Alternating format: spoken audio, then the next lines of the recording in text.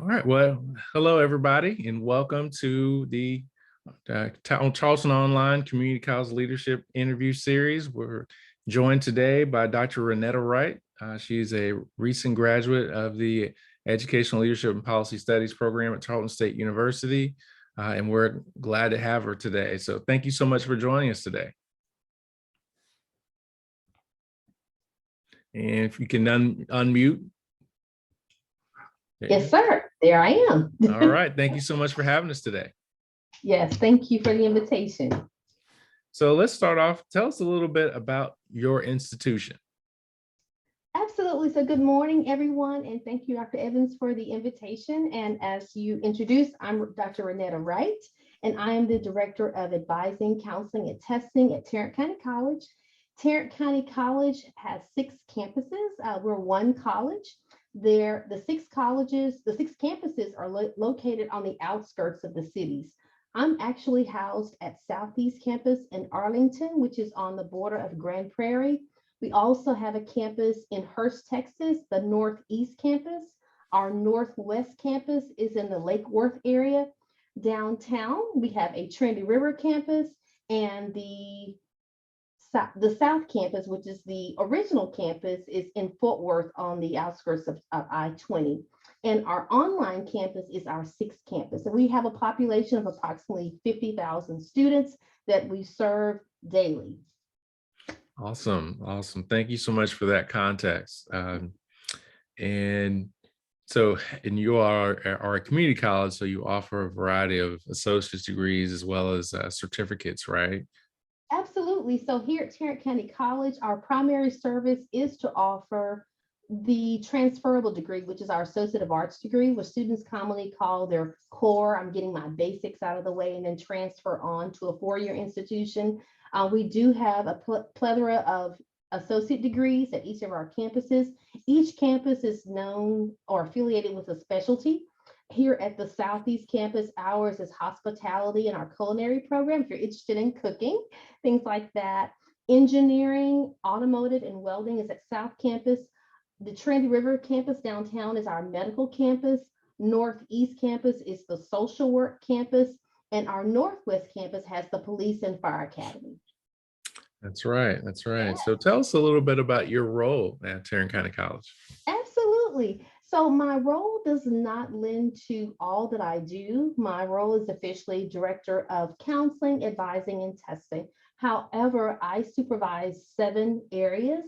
I am over advising, counseling, testing, veteran services, disability, coaches area, and career services.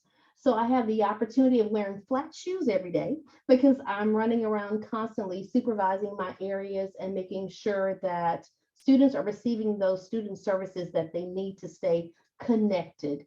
So I have a wonderful leadership team, but however, I'm a very visible leader. So I'm in those areas daily just to make sure they have the resources that they need to serve the students properly. Okay, so tell me a little bit about your leadership philosophy or your leadership strategy. I love, and I learned through the doctoral program, I love fostering leaders. I love seeing that light come on for students, but I really enjoy seeing that light come on for leaders. I was pushed into leadership. When I started here at Tarrant County College, all I wanted to do, I told my undergraduate advisor at Texas A&M, I'm going to be you one day. I want to be an academic advisor. So this is my 2nd career. I worked in my previous career 17 years and then came here to the community college. So it took me that long to get here, but I finally got here. So I've been here 15 years. But upon arriving, I was the academic advisor. 6 months into my position, the director of counseling was promoted out of state. So the vice president reached out and said, would you be interested in serving as interim director? And I thought, me? Like, okay, I'll do it, but I was scared.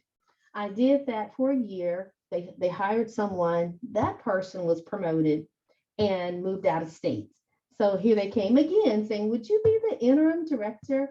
And at that time, I saw that I realized that they saw the potential in me to be a leader. And I really started to just research and self-reflect. Is this something that I really want to do? And I realized that was a gift that I had to lead people. It was very authentic and genuine.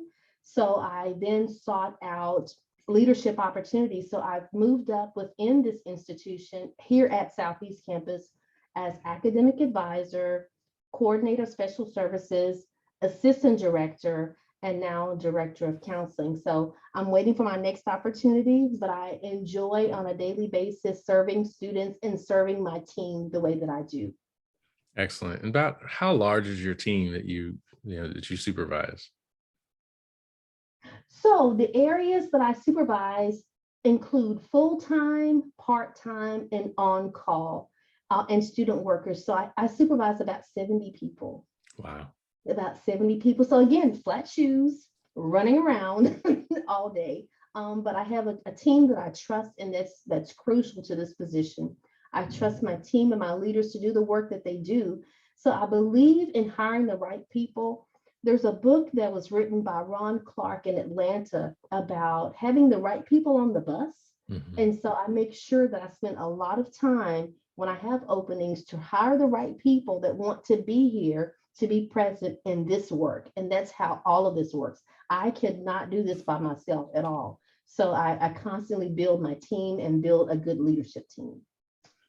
So tell me a little bit about, because a lot of your work involves student services. So tell me about the role that academic and career advisors play in student success. So back in the day, it's similar to today, actually. We have different types of students that are here at the community college. Some students are dropped off by mom and say, you're going to college today.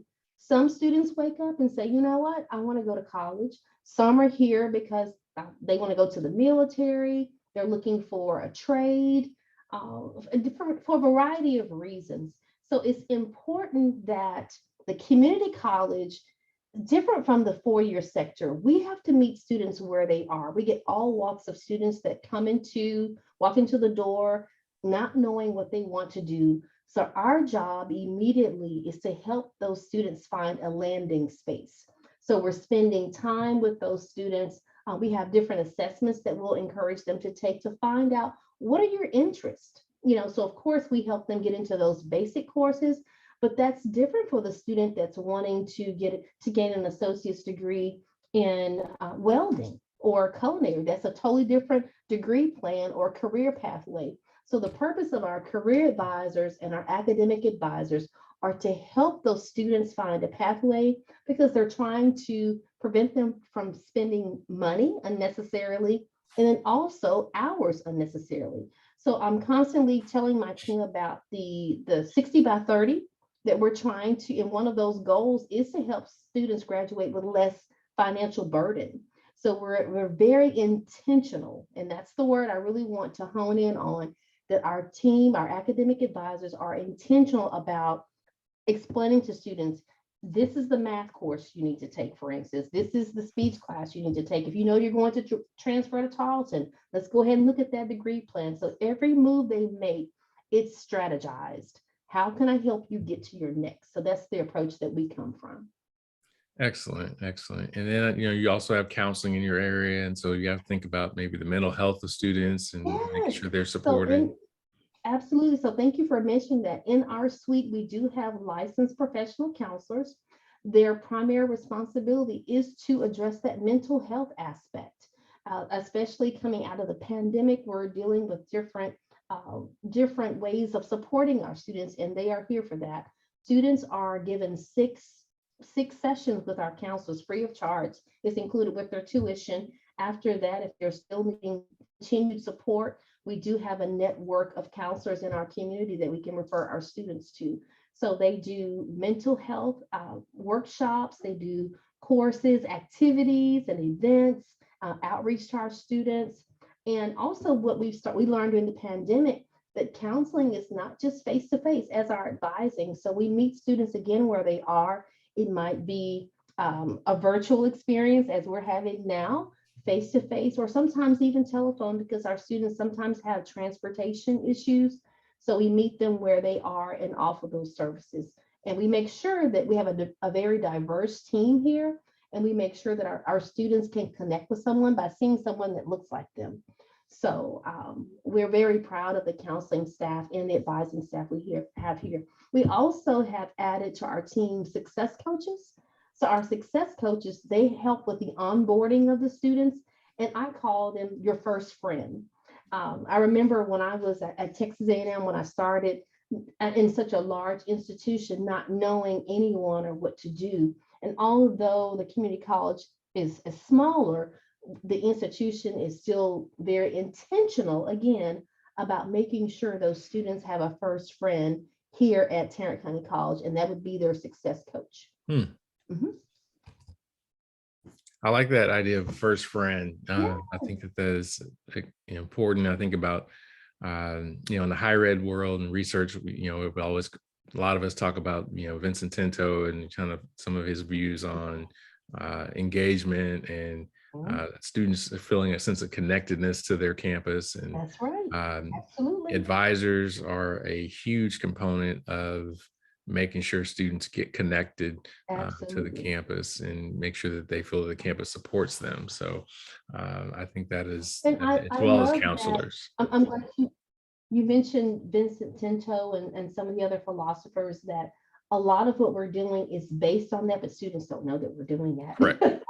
But everything that the college does is based on a philosophy or a principle, and we put those things into practice. We have here what we call work groups.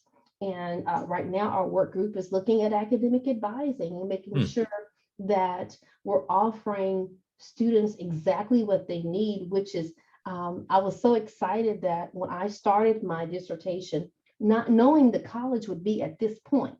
So the dissertation that I wrote about, I wanted to see, we have such a large variety of students. We have high school students because we have each Tarrant County College campus has an early college high school Mhm. on their campus. So right outside, those students, when they're freshman and sophomore, our professors and faculty walk over to that school to teach. Their junior and senior year, they enter the campus to take Right. class. So we have to make sure we reach them. We also have a very large dual credit population with Arlington, Mansfield, Fort Worth, that we're Grand Prairie that we're serving. So we have to make sure that we're meeting those students. And then we have our senior students. For instance, my mother-in-law, she decided well into her age that, I want to go back and get a degree. So we have students like that. So in my dissertation, what I wanted to look at is the different types of advising. Mm. There's developmental and prescriptive advising. Which one of those do students prefer? Hmm. So developmental advising, you walk with them, you escort them through the process. This is what you need to do. This is how we're going to do. I'm going to partner with you, and I'm going to stay with you every step of the way until you meet your goal. I'm just putting it in layman's terms. And with the prescriptive advising, it's just like getting a prescription from your doctor. You came in, you want to take classes. Okay, these are the classes you need to take. Goodbye. And I learned through long story short, I learned through my research from looking at 2 community colleges in Texas that students prefer developmental advising. They want someone, they want that friend, they want a partnership and someone to stay with them, someone to check up on them every once in a while. Hey, how are you doing? Do you need anything?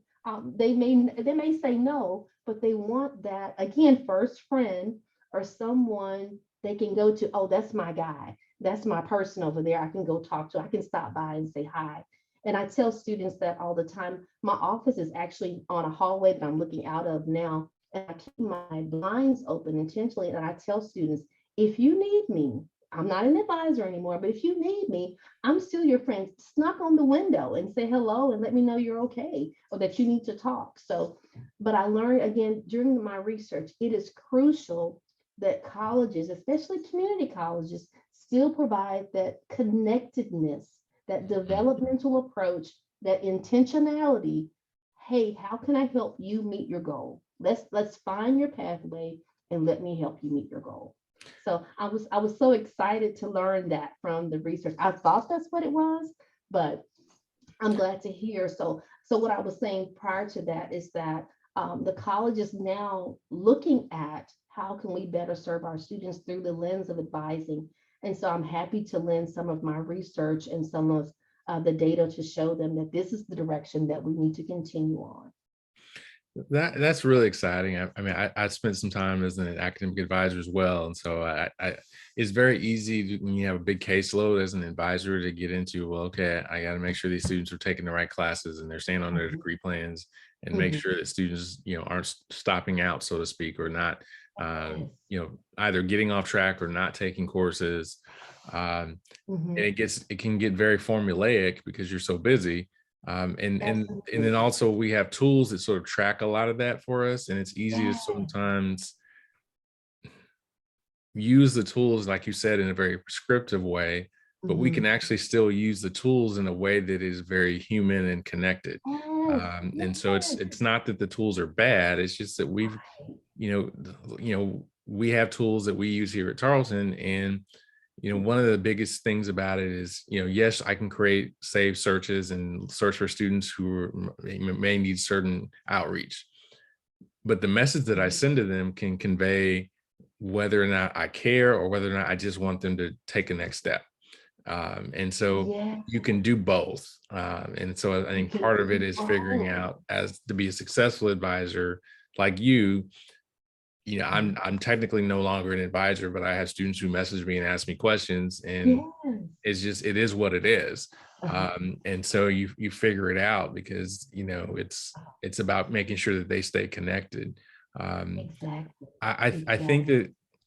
that there's a lot that you can continue to study when it comes to advising, and I think what would be interesting as a follow up is thinking about what people prefer versus what which maybe results in better outcomes. And I would assume Yes. that you'd find the same, Yes. results. Yeah, I think you would find the same result, but I think sometimes what people prefer isn't always what's good for them. But I do think in this Yeah. case, it probably will work. Because Mhm. again, like if I'm just like, hey, you need to take these classes, hey, you need to do this, you need to do that, and I don't act like I care, even though I'm giving you the right information, you may not actually take those steps. So, and Exactly. it's easy to say, well, I sent the email or I told them that they needed to do this and they didn't do it. At the end of the day, if they Mhm. don't take the action, then we got to change our strategies, right?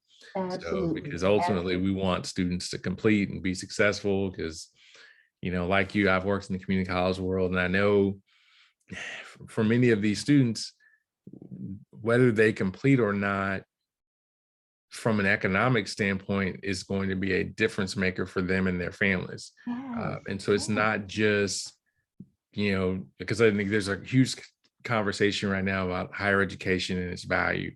But particularly Mhm. at that community college level, getting that Mhm. credential, whether it's a certificate or whether it's a associate's degree, can be the Yes. difference between them making minimum wage for the rest of their life or making a Mhm. living wage that allows them to take care of their families. And so Mhm. it is extremely important, and the return on investment, particularly at that level, is amazing. And so, Mhm. And um, if I could use one word to describe academic advising based on the research that I read from the student interviews, they're looking for a cheerleader. mm, They're looking for someone, and so that requires a lot of energy. It does. So it's it not just does.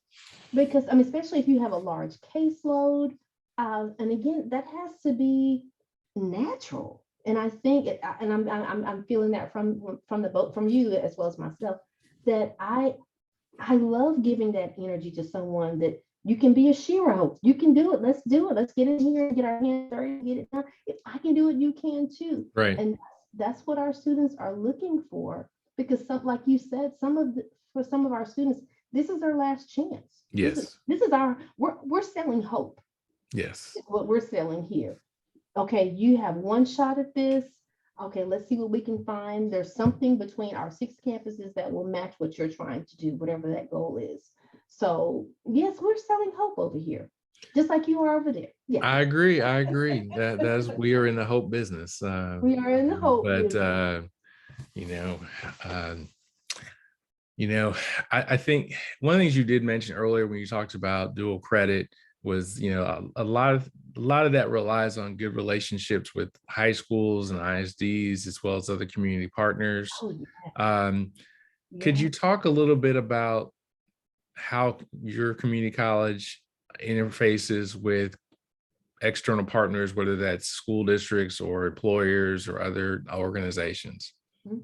So actually, we are we I was using blessed. We're blessed to have our top leadership again, and I'm using the word intentional quite a bit. And anyone that knows me, they know that's my word, intentional. I love that Tarrant County College is intentional about everything that they're doing. And one of those things from our topic, our chancellor, our acting chancellor, our presidents, is relationships and partnerships and collaborations. We hear that constantly. We live and breathe that. So our chancellor is constantly in meetings and in the community developing those relationships with I met your president at the well, our president, since I'm an alumni now, our president at the reception, and he whispered to me that he had just had lunch with my chancellor here, and so I was very impressed and proud because I know she's constantly massaging those relationships. We even have a Charlton campus at our Trinity River campus, and Yes. so that lets you know that we're building that 4 year, that cross sector, bridging that pathway smoothly for our students. So our chancellor, our presidents they each have a responsibility of building relationships. My campus president, whom I love dearly, Dr. Bill Capola, he does that very well. And I'm learning from him that he's responsible for going out to our ISDs and superintendents and building those partnerships with them. And then we have our vice presidents and faculty that go in and massage that. Another area where we've been intentional is that we have dual credit departments on every campus. So a student can walk in today and say, I want to do dual credit. I want to do early college, high school. And there's someone that can take them by the hand and escort them through that process. So again, I think when people think community college, they think I'm just going to get my core basics or whatever. And then some people think, I don't know the answer to this, but if I go there, they're going to point me in the right direction. Right. So one of my success coaches said it best. We know a little bit about a lot. So if you come into the doors of any of our 6 campuses, or if you call or log in, you're going to get connected to what you need. And that has started from the top, being a very good example for us of the leadership here at Tarrant County College. Well, and you all you're in a unique place because, you are, kind of in that southeast part of the county, Yes. and near Arlington. And so I know, you all, because I remember, Dr. Capola, he has relationships like with GM Financial there in Fort Worth. I know they have a location near your campus. Um, you all are just, Mhm. down the road, literally from, Texas Live and all of the things that are going on there from a hospitality standpoint. And that Mhm. dovetails into all of your programs that you're Mhm. offering there as one of your emphases area that you all offer. So, you all have lots and lots of opportunity to not just interface with the school districts, but also interface with the employers and kind of be that Mhm. intermediary that helps employers Mhm. know what the talent looks like, and then it also helps schools know Mhm. what the employers are needing. And so you all can, are great intermediaries in that respect. Mhm. And they look out to us also for hiring our students. Mhm. And so on a daily basis, students know we'll have job fairs once a month or something like that. But on a daily basis, there is a corporation or someone represented on campus that's looking to hire our students. And we're very proud of that because Right. they know that we're preparing our students, like you said, to go into the job market. It might be, like you said, GM, financial, to Panda Express Right. or Six Flags. So there's something for everyone. So it may not be the employer that you want to see today, But our career services department, they can give you a schedule of who's going to be on campus. And that's another layer of partnership. Our career services coordinator, they go out into the communities looking for partnerships and building those relationships. They also are members of our different chambers in the area to Yes. hear like what are the needs of the city, of the county, and trying to make sure that we're offering degrees to meet those needs. So we're telling our students, okay, right now it's not a high demand for this particular industry. You should really go into this sector. So we're constantly trying to research that information and be very relevant with our students.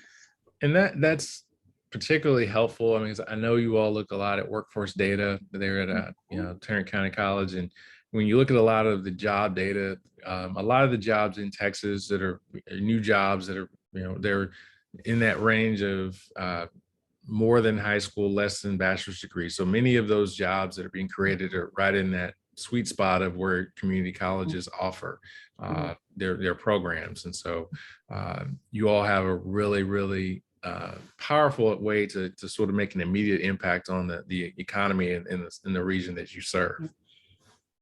And if I could mention a new area that it just kind of morphed, and we're very proud of this one, and this is our English language learners. Mm. Our ESL program, and our international services has blossomed tremendously.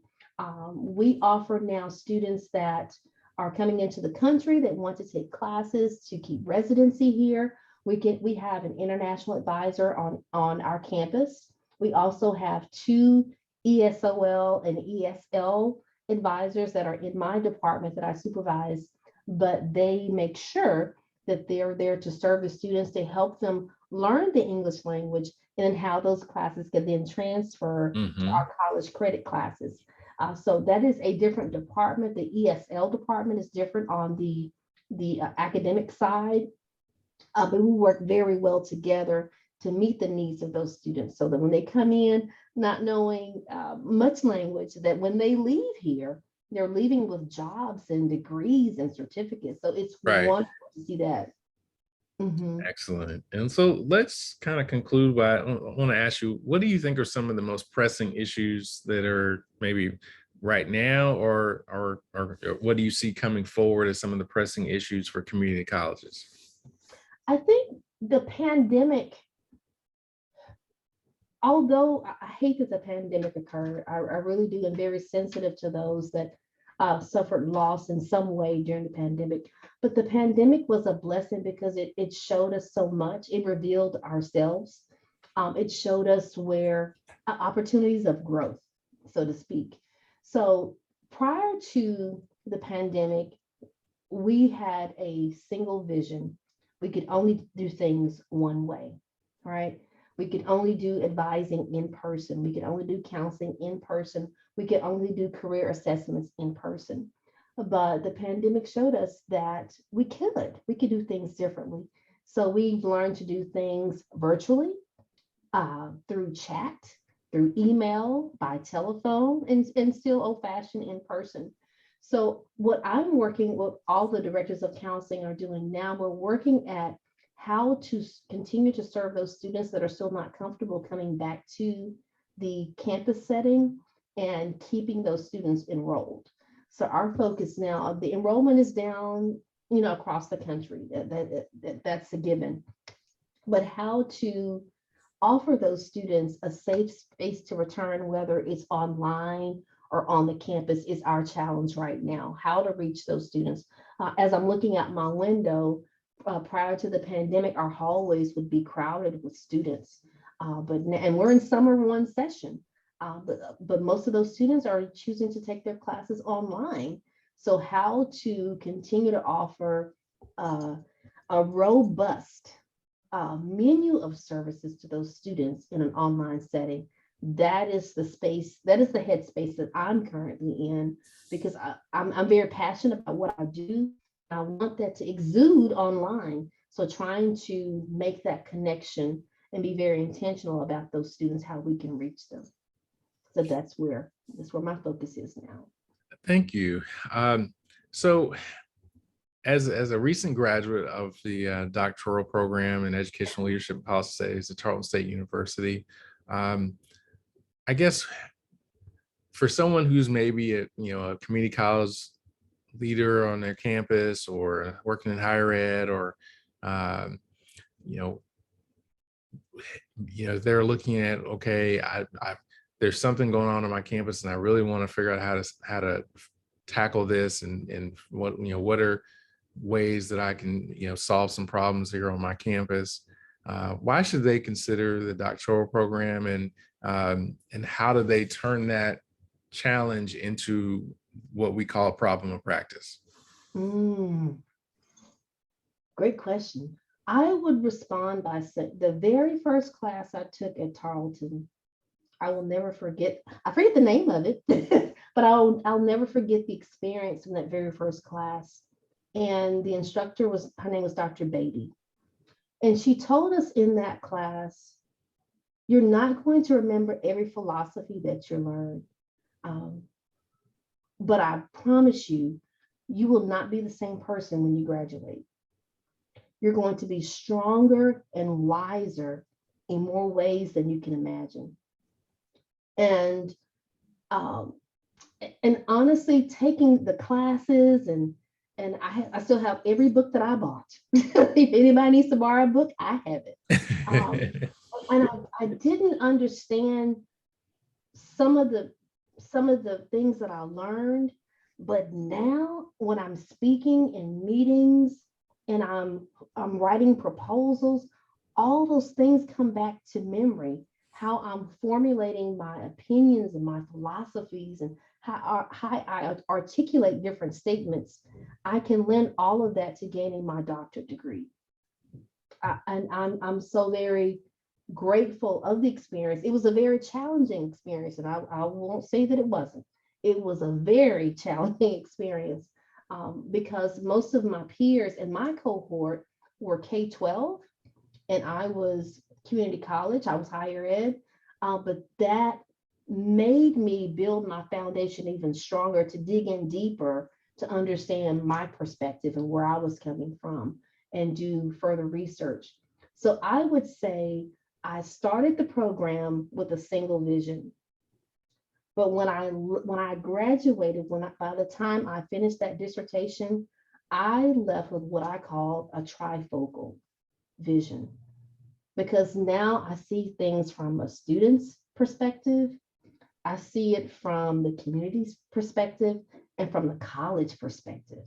So when I'm making decisions, when I'm hiring, anything that I'm doing now, my vision has changed completely.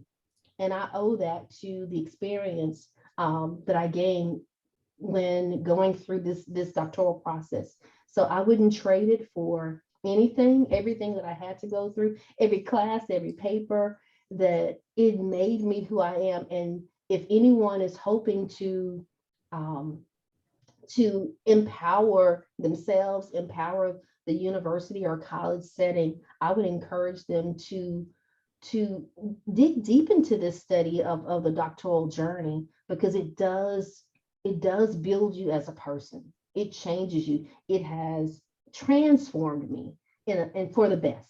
So I've enjoyed it. Awesome. Awesome. Well, thank you so much, Dr. Wright, for joining us. It's good to be able to say Dr. Wright now. And so I'm so excited for you and what lies ahead for you. And Thank you. thank you all so much for joining us today. And we'll see you on the next episode. Okay. Thank you.